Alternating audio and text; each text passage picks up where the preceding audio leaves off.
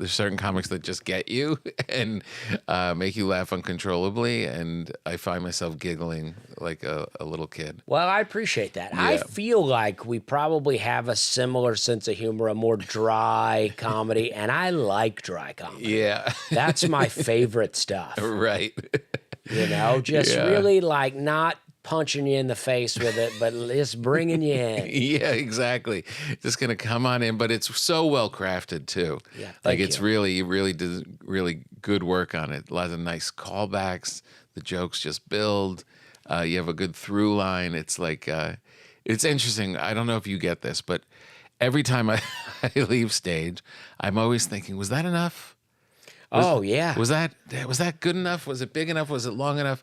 My live shows, I do an hour 20 sometimes because, I'm like, especially when it's newer stuff, I go, well, I want to, if it's not as funny as I want it to be, I at least want to be out there a long time. Right. And then watching you from the outside, I'm like, yeah, that is an hour is enough. Like, that's a great show. An hour of like, we went on a journey. There was a lot of stuff. I didn't get bored. And it was perfect.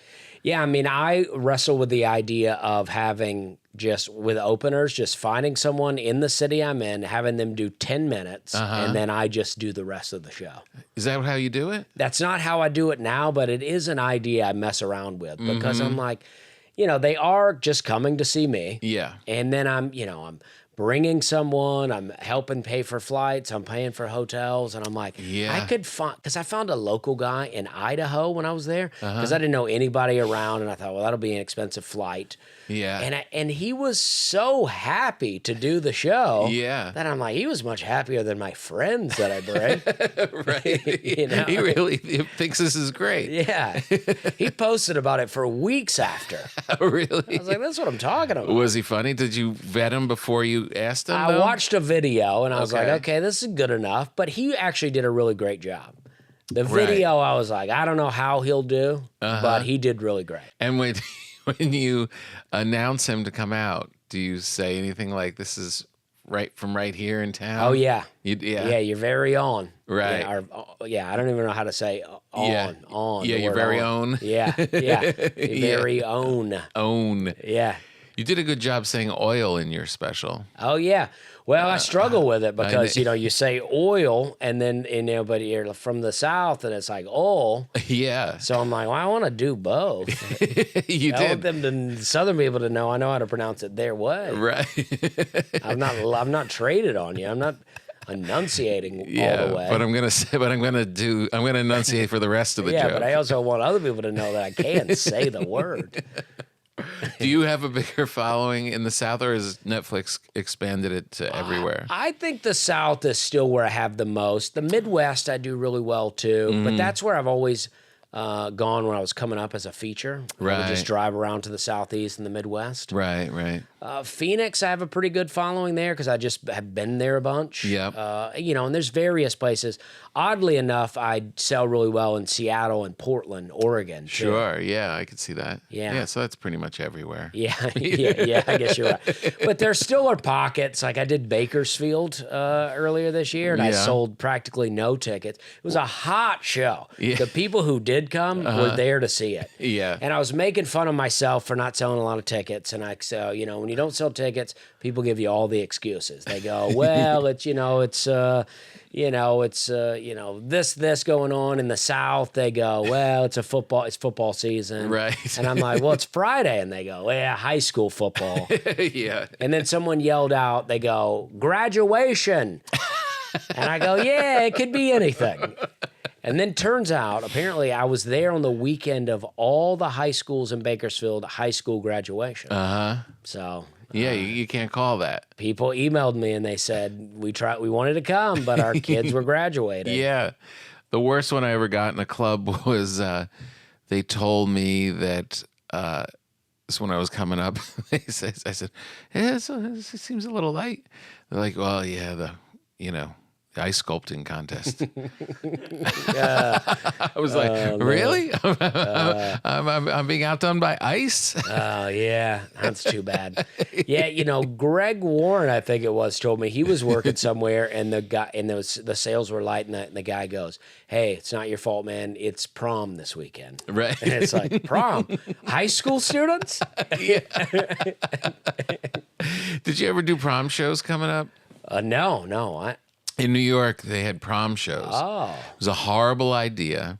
Wow. To take kids in high school from prom, and rather than let them go party, they would bus them to the comic strip or Caroline's. Wow. And some kids came from the Bronx, some kids came from Long Island, but they were all kids, and they were all drunk, and they would all rather be somewhere else having a good time. And they're now at a comedy club. It started at like 12:30, 1 o'clock. Oh no! It was nightmarish shows. You would can't wait get late all in the club. day, And as a comic, you just try and stay up till 1 o'clock, 2 o'clock in the morning to go just get your ass kicked by teenagers. Oh, that's awful. My cousin taught at a school, and she kept trying to get me to do shows at her middle school. Oh God! And I was like, no, I'm never going to do this. And if you keep asking, we may not talk anymore. But high school was my worst nightmare. High school students doing comedy for them. Oh yeah, That sounds awful. brutal. Because they don't laugh. I did one, Kyle Dunnigan? Yeah. Kyle and I did high school together when we were coming up. And they were like, you got to be really clean. You got to be really clean. And we were like, oh okay. And he went up first. And the problem is you start bombing because it's high school kids and they don't care about your apartment or your bills or whatever. And they don't get jokes. They don't get jokes. And he starts bombing and he starts going into a song of his about the St. Patrick's Day parade, letting gay couples in the parade. And one of the lines is, and I heard him starting to go into it. I'm like, oh no, I know the song, and this should not be for high school students. And one line was like, if your ass be the ladle, me cock be the stew. Wow. No, if your cock be the ladle, me ass be the stew. And I'm like, oh no. And so he does this thing. Then I go up, I start bombing, and I start doing crowd work and hitting on the teacher, the cute teacher.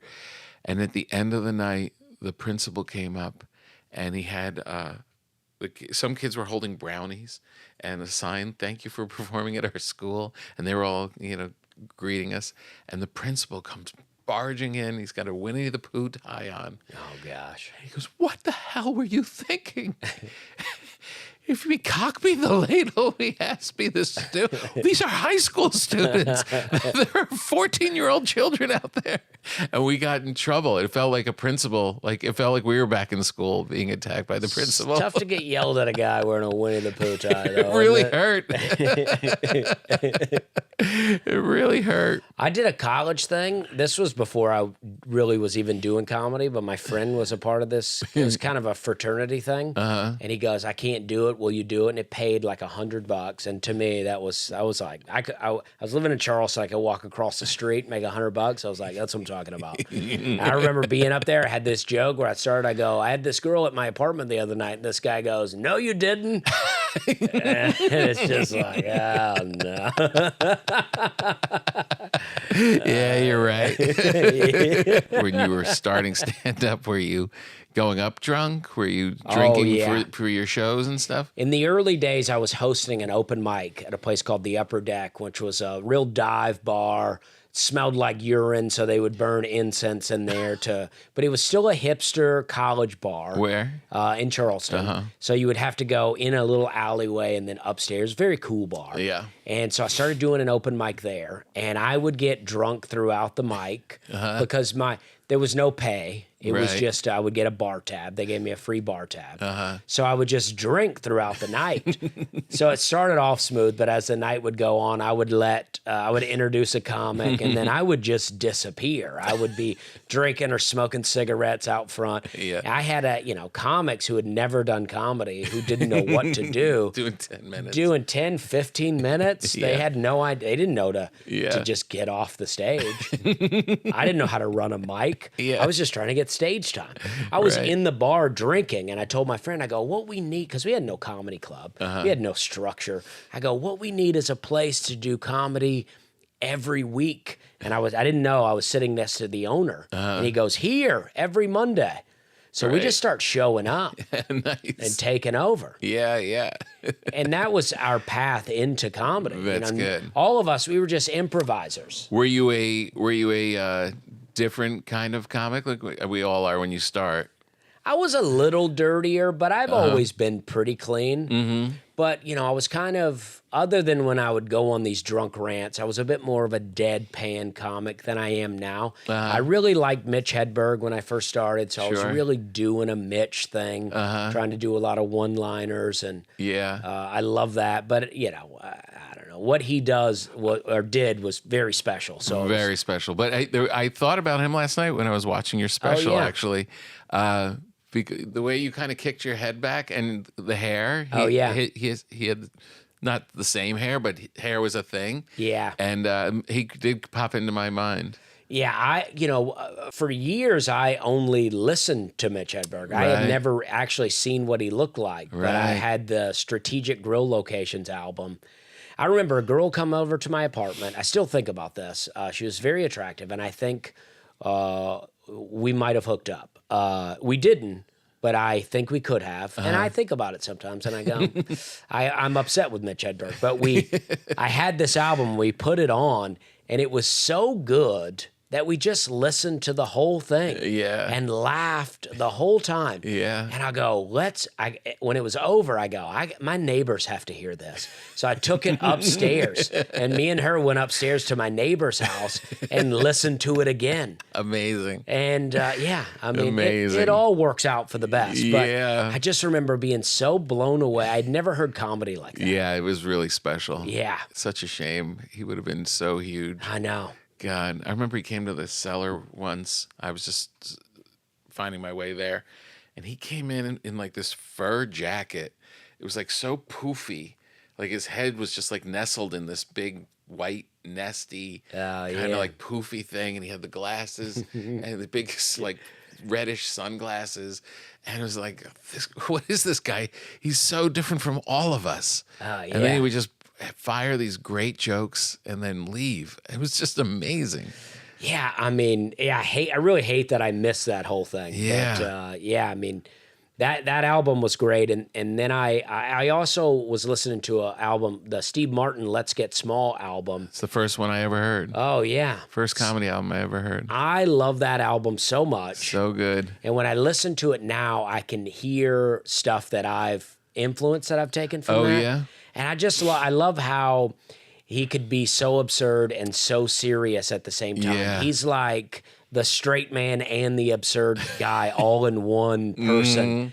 And I love that. Yeah. And you have that. And I don't know. To me, it showed me, it's like, you really can do whatever. You can be silly, but not over the top silly. Yeah. Well, you could be silly once I don't know if this is universal. I mean, there's probably guys that are just silly, but for your kind of thing, you can be silly because they know you're smart. Yeah. So they know, like, they're watching you tell all this stuff and have these insights. Oh, yeah. And then you being silly is like, it just, you created space for yourself. Yeah, and that's why I like a joke. We did talk about this earlier, but that's why I like a joke like it that I have where I say well over 50, where the joke is that the joke is not that good. Right. Right? And you make fun of the fact that you wrote a joke that's not that good. Yeah. But in making fun of that joke, you're now making people laugh. Yeah. So if you're making people laugh, is it a bad joke? Right. You know? Then you bring it back, which is so great. Yeah. You bring it back once or twice. I think once I did have another time where I was trying to bring it back, and then I thought, well, maybe I do it twice. I think you might, and you kind of sneak it in, and it does great. Yeah. This joke that you said, it doesn't do that great, and you prove that it doesn't do that great, and then you get a laugh off of that. But then later on, it like really works. Yeah, I've kept jokes in the past in a set just because it's a good callback later. Like the joke itself might be okay. Yeah. But it's worth it to just plant that little seed just to do the callback later. Yeah. That's where we like living in this age of comedy clips. We lose the whole callback thing. Right. I yeah. love callbacks, and I think it's a big part of comedy, and we lost it because everybody just wants clips. I know, and you do such a good job with it in this special. I think you have like 3 or 4 callbacks. I love callbacks. Really good. I think callbacks are so fun. They're so fun, especially when they're subtle. Yeah. When they're kind of like sneaky and you don't see it coming. And yeah, it was just really well done. Yeah, because we, in Charleston, we were just all these improvisers, and we had no stand-up club. We just had an improv scene.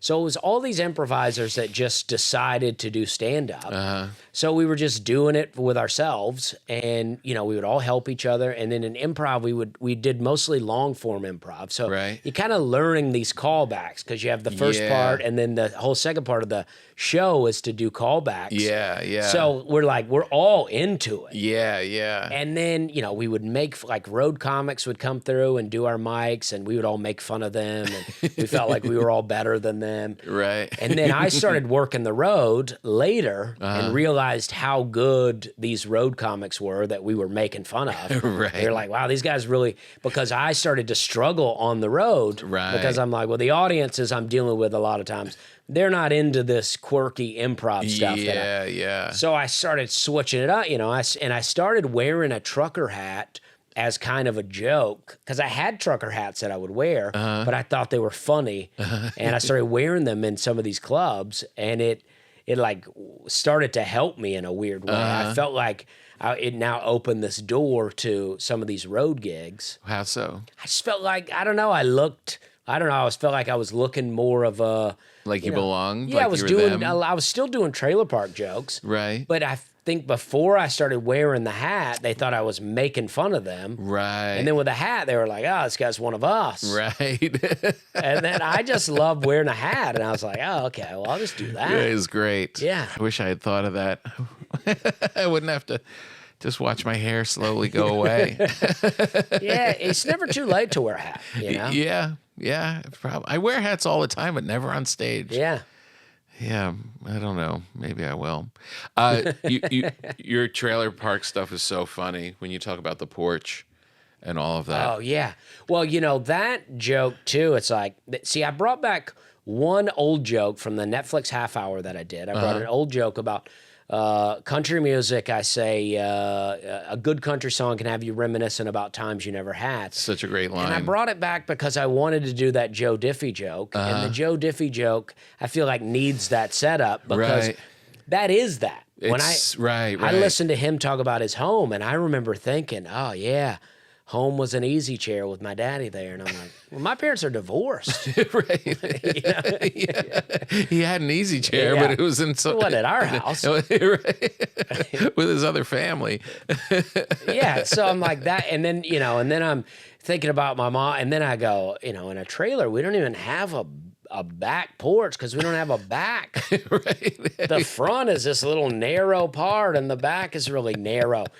And that joke always faded out. It never. Oh, it was really? like it's like a song that there's no ending. They just keep playing, and the volume fades out. It's so funny. You mean the side? As I get to the end of the joke, that's why I started doing that joke where I go, a lot of these jokes end long before I stop talking. Right. To me, it's all about, that's the silliness of it. Right. It's like every joke is not going to have the perfect ending. Yeah. But can we still find a way to make it funny? Right. So good.